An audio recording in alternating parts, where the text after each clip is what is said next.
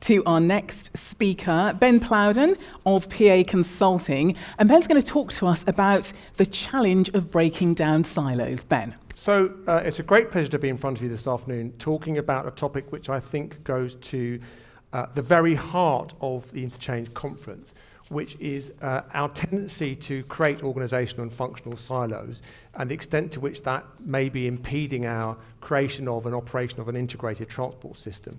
Now, that presupposes, obviously, that an integrated transport system is a desirable thing, and we heard this morning from John Armit and others about the importance of integration, and indeed from many of the speakers this morning.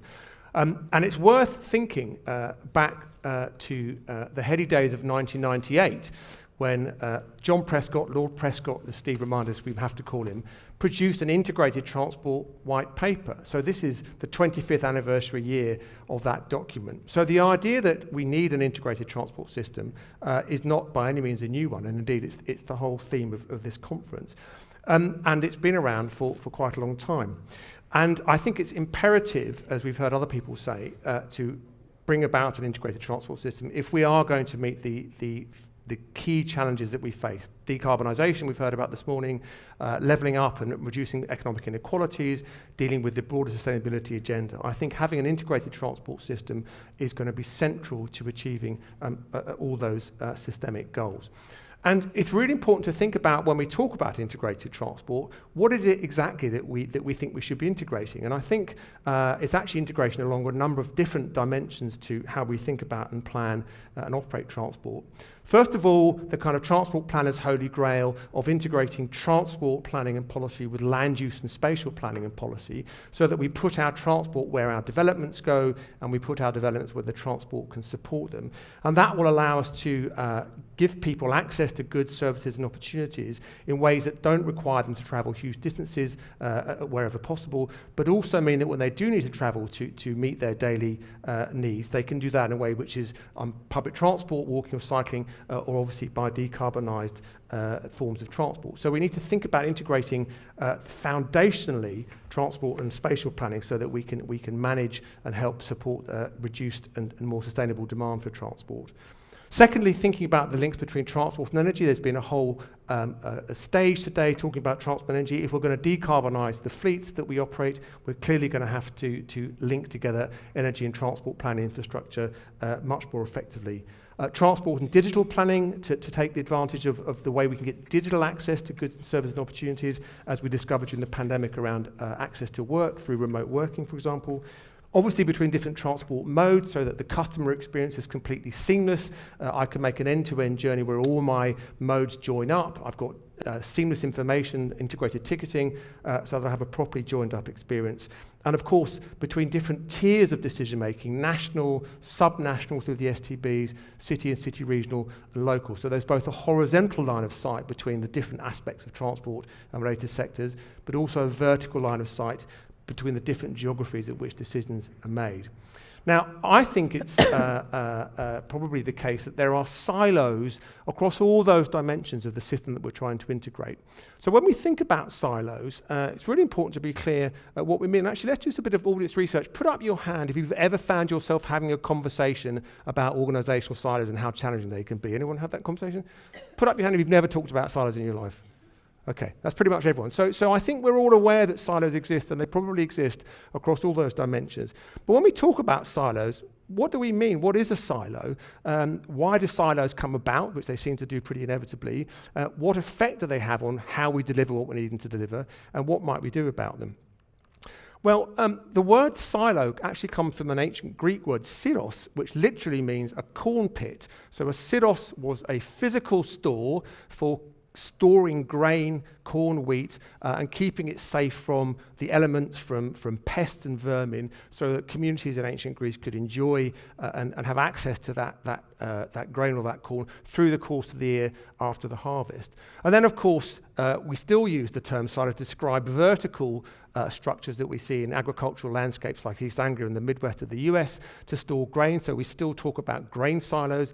And then, of course, the military started talking about silos to describe the underground bunkers in which they keep their long-range missiles and hopefully keep them safe from enemy attack. So a silo is literally a physical container for something that we want to protect, something valuable that we want to protect from outside adverse impact. And then, of course, management consultants and organizational theorists started to use the language of silos to describe aspects and facets of organizations as well. And the Oxford English Dictionary defines a silo in that context as a system, process, department, etc. I don't know why they say etc., but other stuff, I guess, that operates in isolation from others. So when we talk about silos, we're really talking about bits of an organization or aspects of an organization's life that are separate from, distinct from, have a boundary between it and other parts of the organization. And again, silos can exist across all the dimensions of the integration that we need to do for integrated transport, between departments in the same organization, between finance and operations, between different organizations, between government departments, between different geographies, between head office and the regions, or between Whitehall and other parts of the country, between different academic and professional disciplines, between the STEM subjects and the arts, even within disciplines, between civil engineering and mechanical engineering. So we can have silos within silos where people sort of operate and think in these siloed terms. Now, the best book that I've seen about silos is this book by a journalist called Gillian Tett. Gillian Tett is a senior journalist at the FT. She runs the FT in the States. But crucially, before she became a journalist, she did a PhD in social anthropology at the University of Cambridge. And so she brings a really interesting sort of human factors perspective to bear on both the existence of and the origin of silos, but also how silos affect what we do when we're working within and between organizations. And Gillian Tett makes a critical point in her book that silos have two dimensions. There's a kind of physical, structural, architectural dimension, what you can see on an organization chart, what you can read in a constitution or read in an articles of association, how we kind of physically and constitutionally design the organizations that we operate in. And then there are a whole set of human factors around silos, behaviors, languages, cultures, loyalties, identities, which Gillian Tett says is actually very, very important to understanding why silos produce the outcomes that they sometimes do. So we tend to focus when thinking about silos on the physical bit. If we just change the structure of this organization, if we move this government department around a bit, it will produce better outcomes. And we tend to underestimate the significance of the kind of anthropological and cultural aspects of silos, and which is the thing which Gillian Tett majors on in her book. So why do silos exist? Well, I think the first reason they exist is because they actually are quite useful.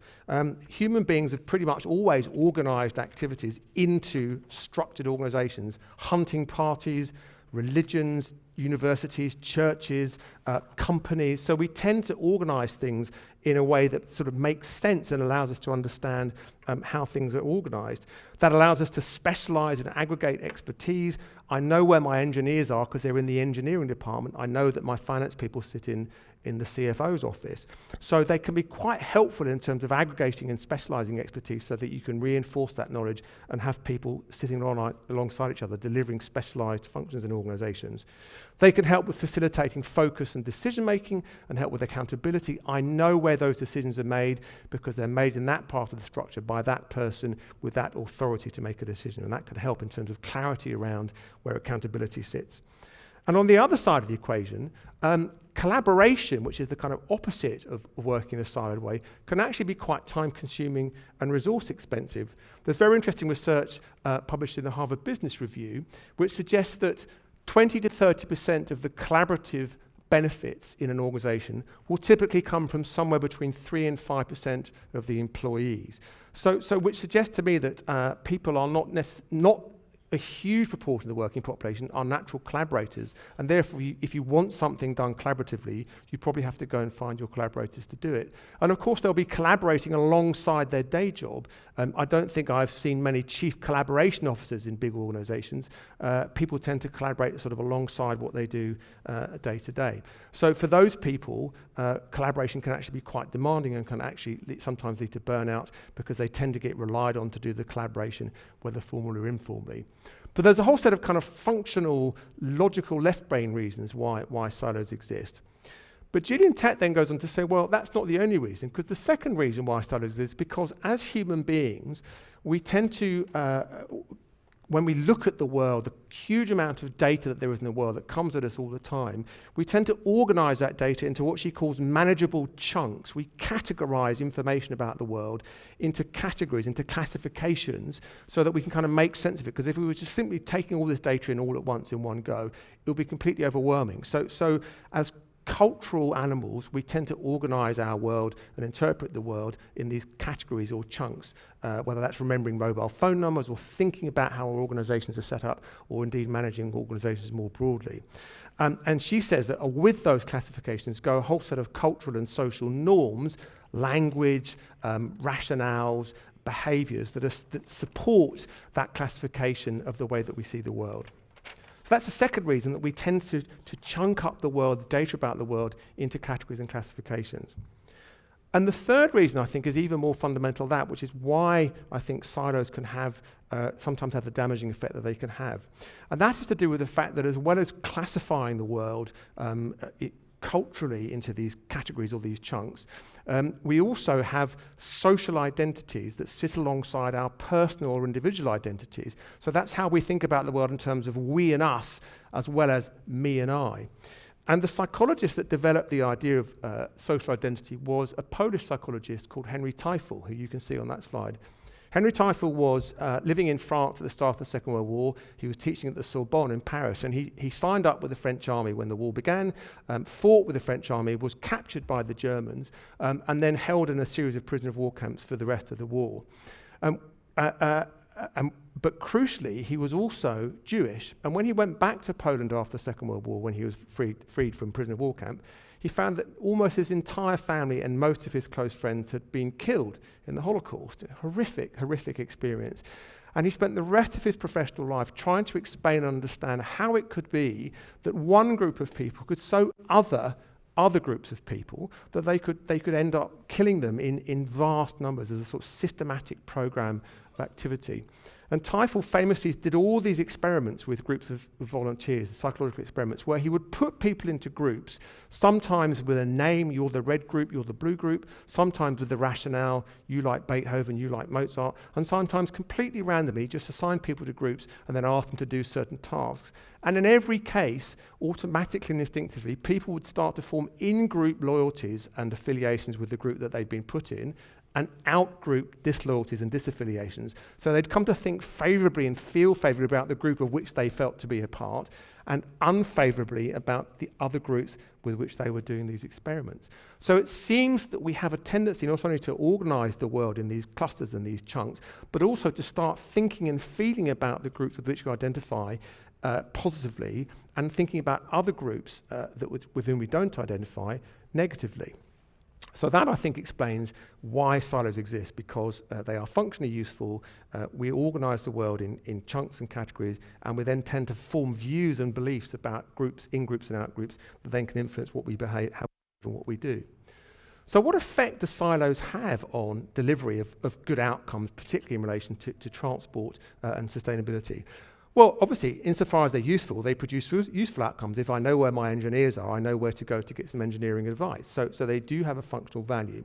But they can also have negative impacts, many of which you may have talked about with your colleagues. So, for example, they can lead to people putting their part of the organisation or their organisation before the broader organisation or the broader goals that are being sought.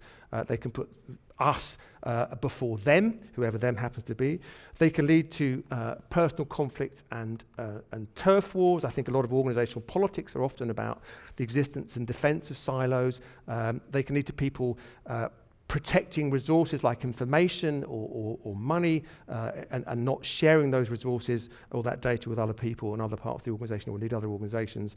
And they can therefore lead to really quite significantly suboptimal outcomes in terms of challenges like climate or reducing social exclusion.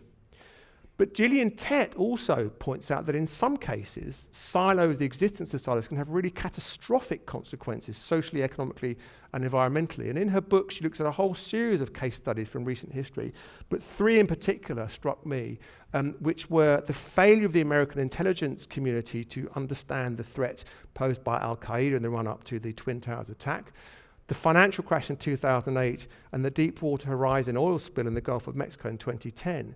And Gillian Tett argues, I think very convincingly, that the existence of silos within and between the organizations dealing with those 3 issues, terrorism, financial security and oil security, had a catastrophic impact in terms of the fact that people weren't talking to one another, didn't understand what each other did, they weren't sharing data, and the consequences were all too plain to see. So in the extreme case, the existence of silos can have really bad outcomes alongside just suboptimal outcomes for whatever it is we're trying to achieve. So if that's why silos exist and that's what the consequences of silos can be, what could we do about them? Well, the first thing I think is to recognize that they're probably inevitable because they are probably part of how we are wired. They're probably part of how we tend to organize our own lives and organizational life. And we have to be on our guard for the fact that they probably are going to exist and persist, and make sure that we understand what the consequences of that may be and try and break down those silos. The second thing we can do, I think, is adopt a systems approach, and Rachel, I think, mentioned this morning. So using a systems thinking approach to whatever the challenges we have to be confronting, and particularly for these wicked challenges like climate change or tackling social inequality, you have to think about these things systemically. And at PA, we put a very heavy premium on adopting a systemic approach to organizational challenges, because unless you can see your challenges as a systemic challenge and how what you're doing links to other bits of a system or a system of systems, you're quite unlikely to come up with the best solution to the problem that you're confronting or the challenge you're facing. So I think adopting a systems approach is a really important part of dealing with silos. And then there's some quite specific things we can do within our organizations to recognize and deal with silos. First of all, I think having collaboration, which is the opposite of a silo way of working, as a value, part of our corporate values is to promote collaboration as something that we aspire to and that we want to promote and support. Secondly, how we lead our organizations. I think collaborative leadership is going to be incredibly important in the next 15, 20 years as we tackle these huge challenges facing us, rather than a kind of siloed approach to leadership, making sure that we're leading collaboratively within organizations and between organizations. And then finally, making sure that we're designing and operating and managing our organizations in a way that will make collaboration and silo busting more rather than less likely. So that includes the structure of the organization, but also processes, creating physical spaces for that collaboration, data sharing, all those sorts of things which enable people to think about the broad organization of which they're part and its goals. And then finally, I think coming right back to the start in terms of integrating an integrated transport, I think there are 4 things that we need to do. First of all, we need obviously proper policy integration, both within transport, an integrated transport strategy, but also integration between transport and other policy areas like land use, energy, health, and so on. Secondly, how we plan our transport obviously has to be integrated. It's much easier to manage a transport system in an integrated way if you've planned it to be integrated, so that our infrastructure is planned so that it joins up, and so that our operational planning is joined up as well. Thirdly, how we operate the system, whatever system we have, to try and operate that system in practice in a way that is as integrated as possible wherever we start. And then finally, I think to harness the value of place, because I think it's no coincidence some of the best examples of integration that are in front of us right now in London, in the other city regions, in the subnational transport bodies, I think is largely because they are thinking about integration within and between transport and other sectors in a specific geography, which is much easier to do, I think, than trying to think about it for the country as a whole, even though you need an integrated policy approach at the top. So silos, I think, are part of the reason why we're not creating an integrated transport system, which we urgently need to deal with these systemic challenges. I think they're probably inevitable because of the way that we are wired as human beings, the way we organize what we do when we're delivering social, economic, and environmental outcomes.